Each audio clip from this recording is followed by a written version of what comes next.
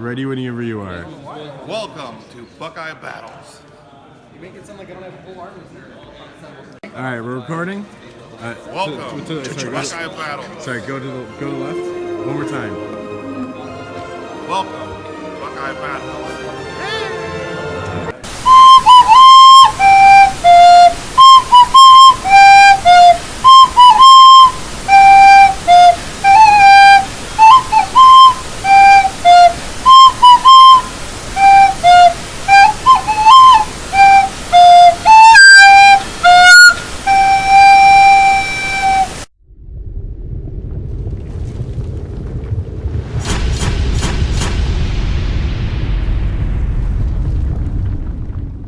Hello YouTube and hello 9th Age community. This is Charles with Evershade Gaming and I have another 9th Age battle report.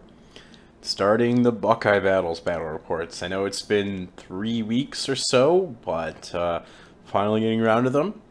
I'm going to start off talking about my list, the list I took to Buckeye Battles. I'll go over my opponent's list and then we're just going to dive right into the battle report, everybody.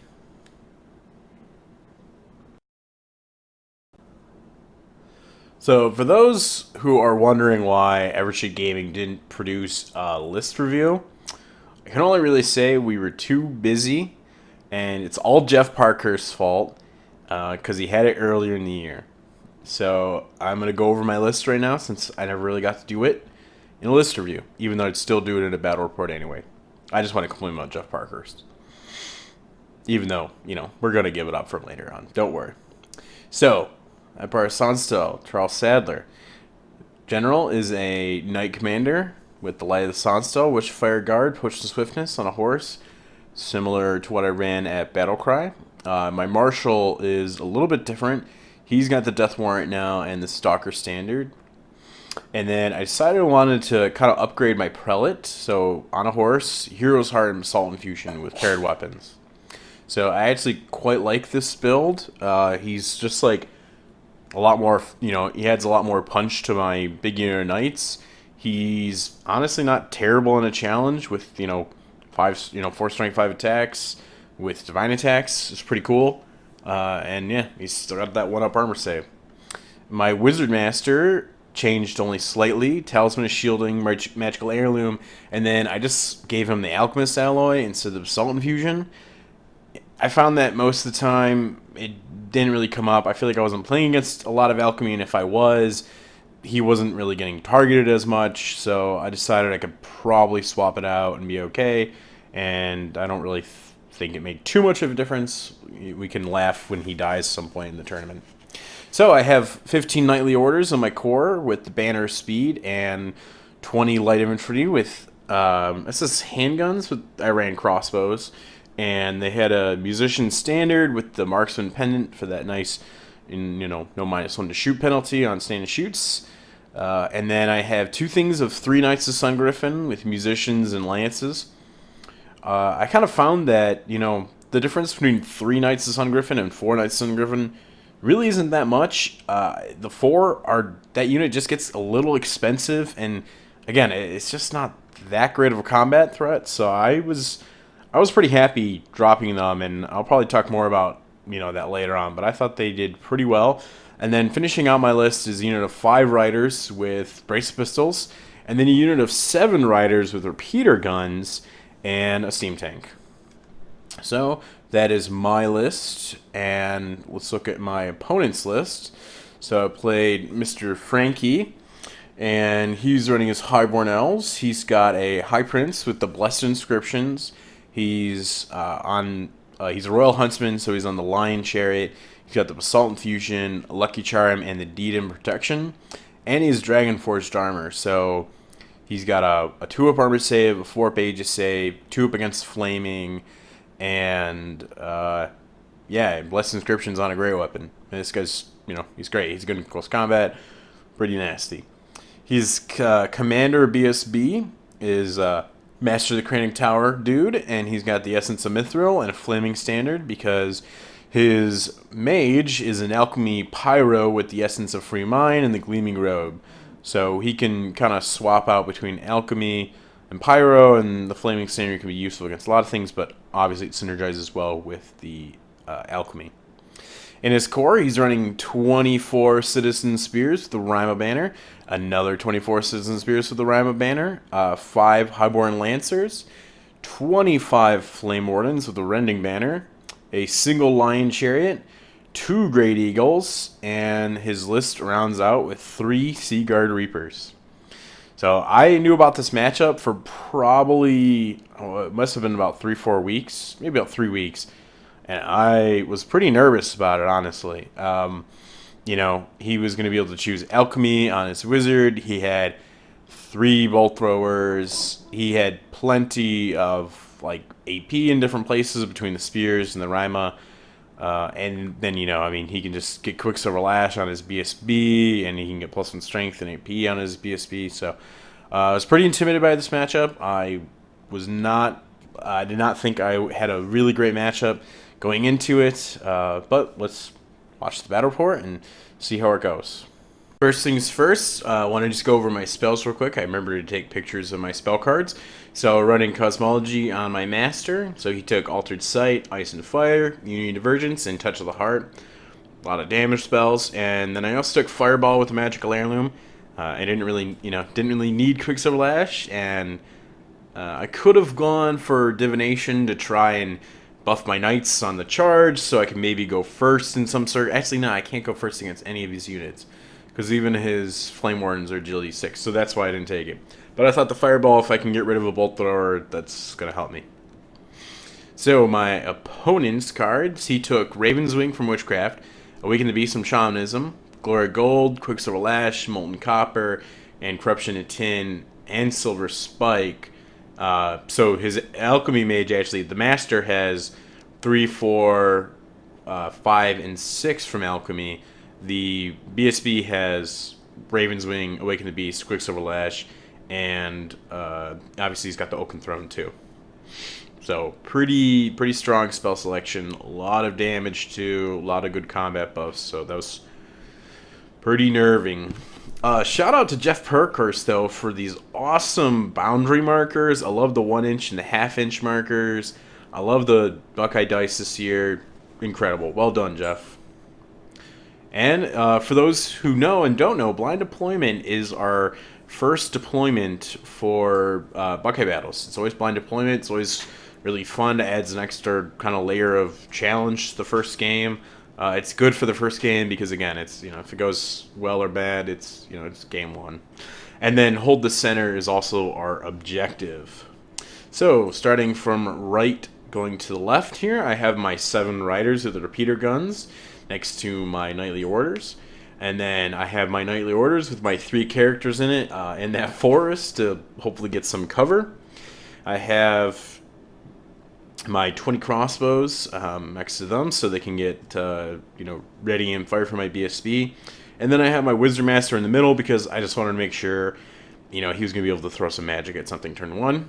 I have 3 Knights of Sun Griffin, you know, in a conga line because their only goal this game was to try and contest the objective. That was my only objective I wanted to do with these models. I was like, you 2 units are going to get me the objective if possible.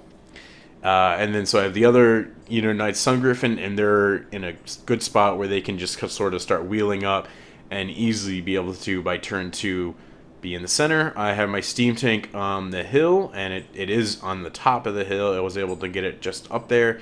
And then I have my other unit riders on the other side of the board just to kind of spread out my fire.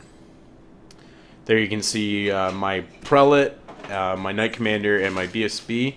Shout out to Tree Daddy for that really great Knight model. Really cool banner. So I just want to thank him for that. And this is my opponent's deployment.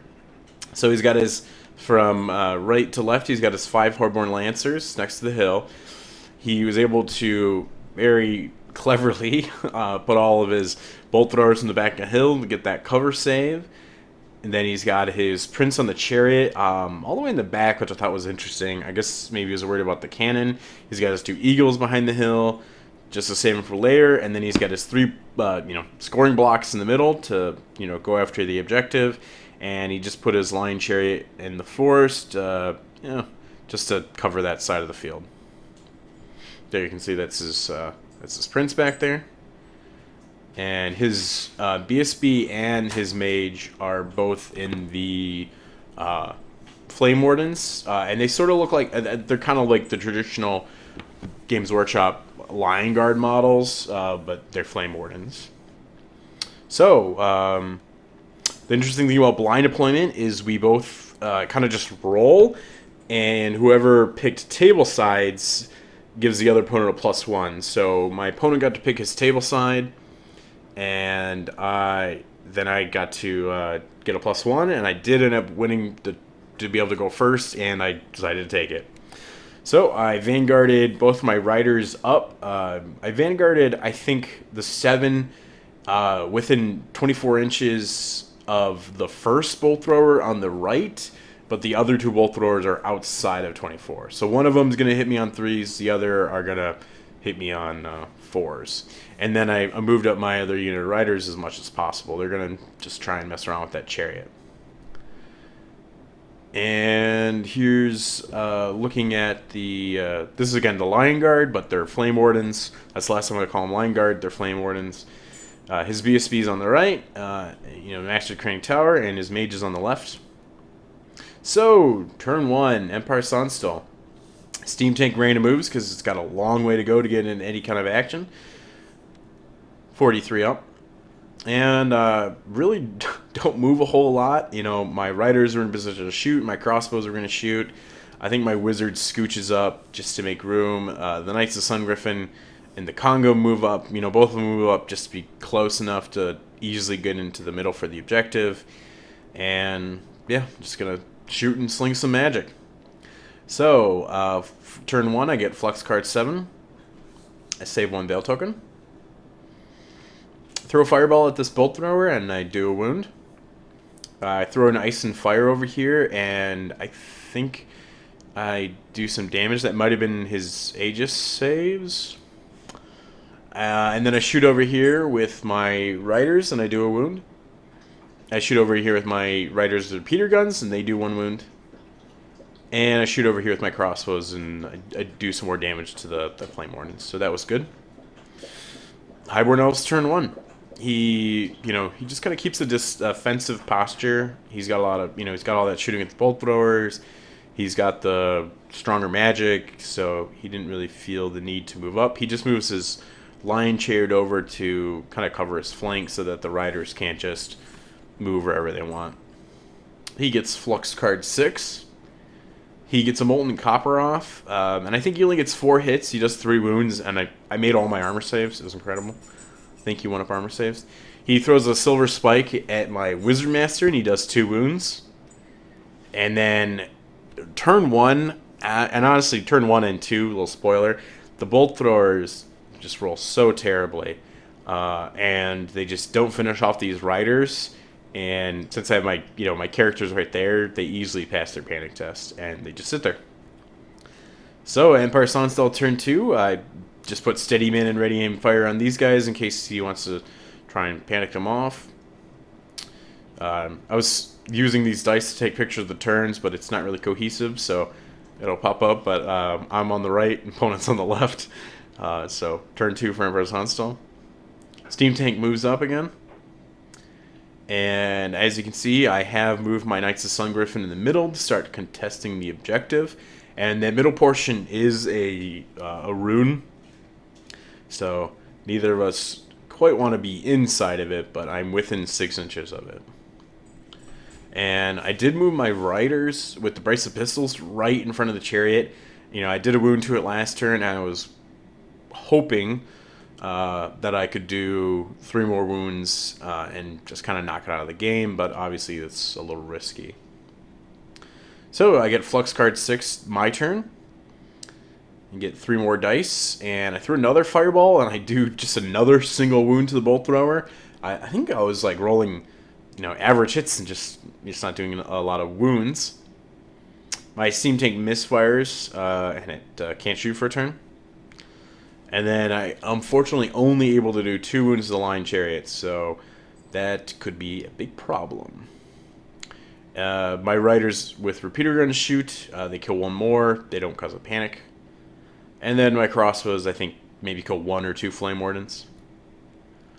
And then at the start of Highborn Elves turn 2, I get a little lucky break. He fails the dangerous terrain test against the riders, which was awesome. So the Lion Chariot just pops out of the game.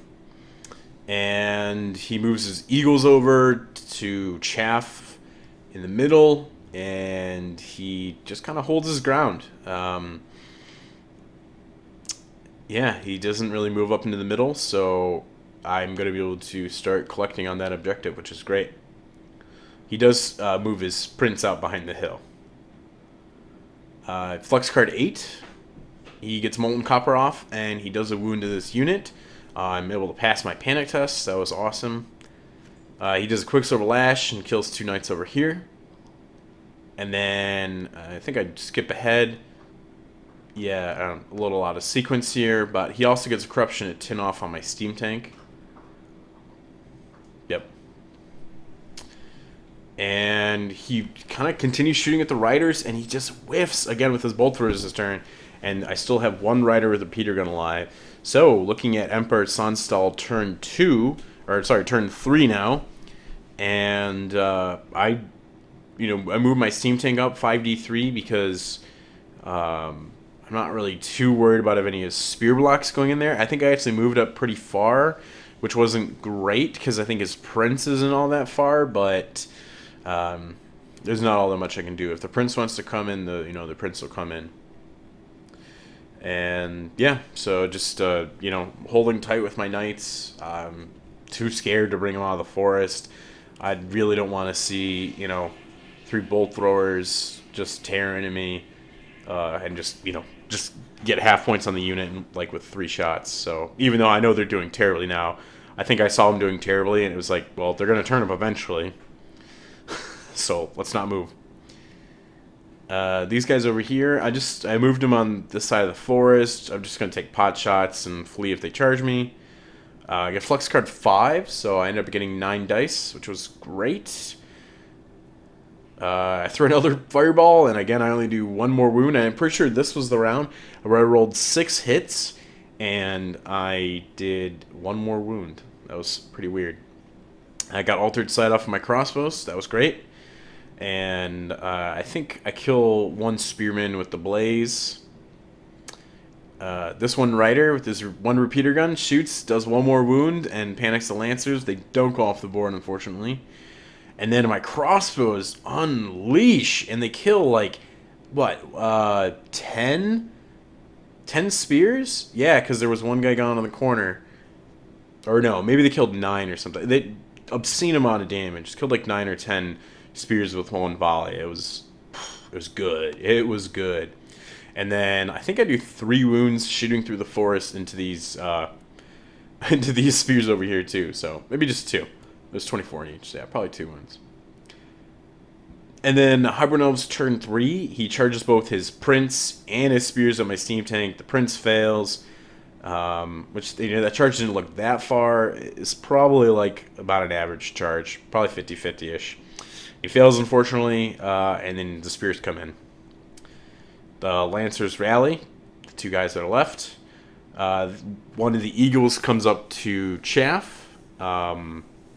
Oh, I think I got rid of... That's what I did. I got rid of one of the eagles, too. So, yeah, 1 eagle comes up to chaff now.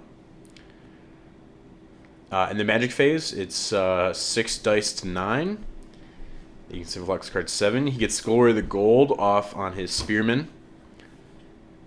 He finally manages to kill my last rider with a repeater gun. I'm pretty sure it still took like 2 bolt throwers, as incredible as that is.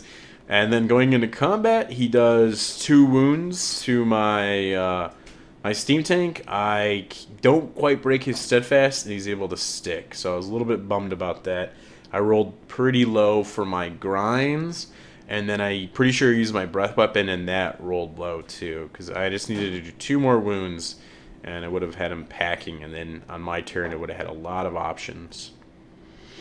So, looking at, and then since that's the end of his turn 3, I get another bump on the objective. So now it's 2-0.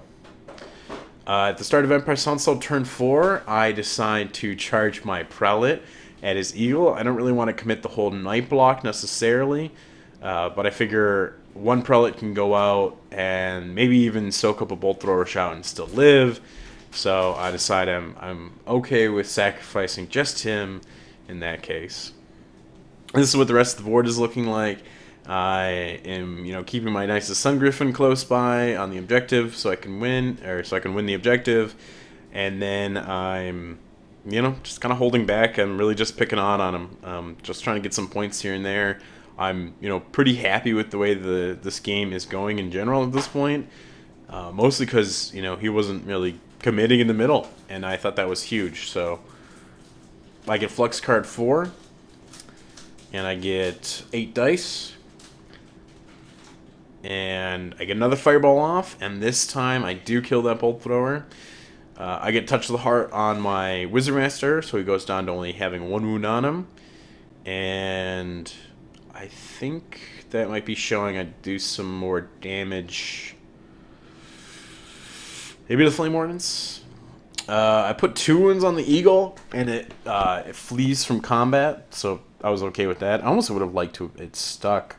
I almost wish I whiffed and it just stuck in combat and I killed on his turn.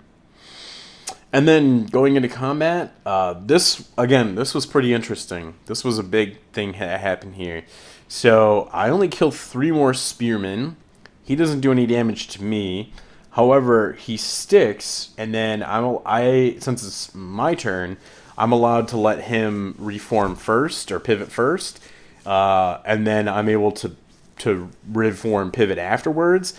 And I was able to slide my steam tank right in the middle so that his prince on his chariot couldn't come into the steam tank.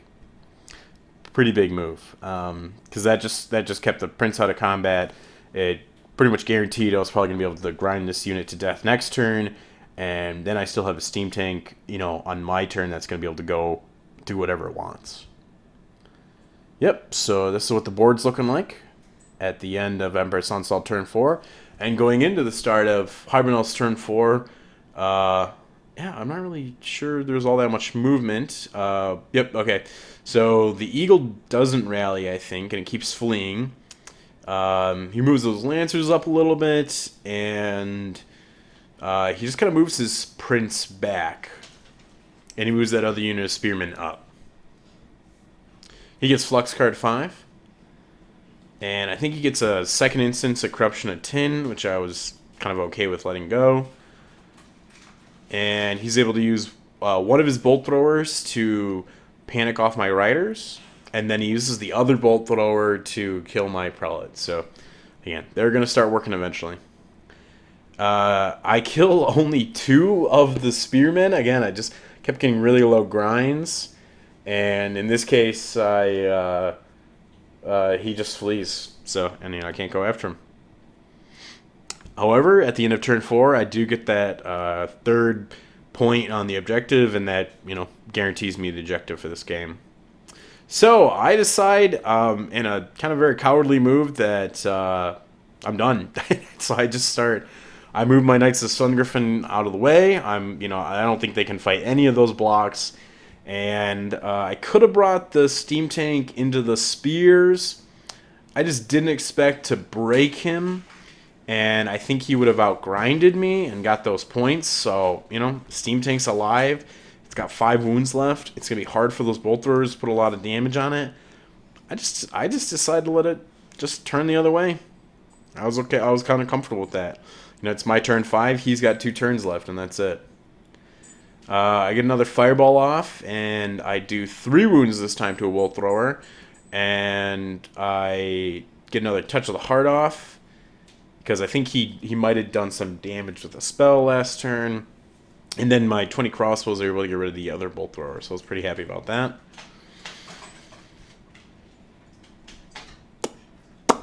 Yeah, I think this is probably jumping into his turn. Sorry about that. Highborn Elves turn 5. This is probably showing how he's using his Lancers to chaff, and he throws a Silver Spike. I'm thinking that's what that's showing. You can see he has moved up a little bit. He's kind of protecting his one remaining He's protecting his one remaining spearman because that guy's holding on to, pretty big chunk of points from my steam tank. Yeah. Yeah, I'm not really sure what happened with that silver spike. Anyway, we're just going to go right into Emperor Sonnstahl turn 6. I could only flux card 2, but that does give me 2 more dice, so I got 7 dice. I'm able to get a fireball off to kill that last spearman. And then I do get another touch of the heart off to bring me back to 1 wound. And I'm positioned like this so that the only thing you can really go into is the crossbows, and I was comfortable losing those guys. I do shoot my steam tank's cannon at the one of the unit of lancers, and I kill one, and I panic them, so they're fleeing right there, as you can see. Yep. And then I am able to get rid of the last bolt thrower with, I think just with my crossbows. I think they just shot and were able to get rid of it. And then on his turn 6, he charges with with his flame wardens. And with his lion chariot guy, they come in. I think he might have miscast or something. Or I don't know why he lost. Maybe that was the stand and shoot. He lost some models. This guy rallies, so that's good. Just got half points for that unit. And, he's no problem blowing through those 20 crossbows. So the lion chariot prince just overruns. The flame wardens go into the wizard. But this is turn 6. So that's the end of the game. So I think I picked up... I didn't lose one of my Knights of Sun Griffin. I think I might have picked them up before I took this picture. Because at the end of the game, I have my 2 Knights of Sun Griffin left alive. I have my steam tank. I have my wizard. And I have my knightly orders with my Knight Commander and my BSB. So I held on to a lot of points, and I was able to pick up one of the unit of spears, half points on the lancers, the 3 bolt throwers, the 2 eagles, and the other lion chariot. That was just like a normal lion chariot. So it ends up not being a huge gap on points, only about 500 point difference, but that was big enough to give me a 12-8 on the victory points, and then winning the secondary objective turned this game into a 15-5. So pretty solid win, if I don't say so myself, considering I really did not see this being a good matchup. But I fought for the objective. I can't remember who it was I listened to. I want to say it was... I started listening to so many 9th Age podcasts. I'll have to figure out the exact one and link it in the description. But I was listening to these guys on a podcast just talking about objectives, and it really helped me going into this game, because I thought going into this game he's just gonna get the objective. There's no way I can even challenge him for the objective, because I'm gonna roll up in the middle and he's just gonna be able to beat me, or he's just gonna be able to push forward his blocks, and I might be able to beat one with my knights in one turn, but then he is gonna be able to out-chaff me, and he's gonna be able to just go into me with his other block. And my opponent just didn't do that, and I think I decided I'm just going to push forward my Knights of Sun Griffin, and I'm just going to go for it. And because I think I remember in the podcast I was listening to, they were really talking about, don't ever just assume your opponent's going to get the objective. Actually make them come to you, make them fight for it. And in this case, I think I was able to intimidate him enough with the Knights of the Sun Griffin to push him back and, just sit there and collect up. So I was pretty excited about that. I thought this was a nice win. Good start to the weekend. I want to thank my opponent for a game. I'm sorry, it was kind of a cagey game. Kind of a sit back and shoot game. That's the way it was. So thank you everybody for watching. I hope you enjoyed this battle report, and I'm hoping to start putting out these Buckeye Battle reports, because I played a lot of interesting games that weekend. So look forward to some more content. And again, thank you for watching. This has been Evershade Gaming.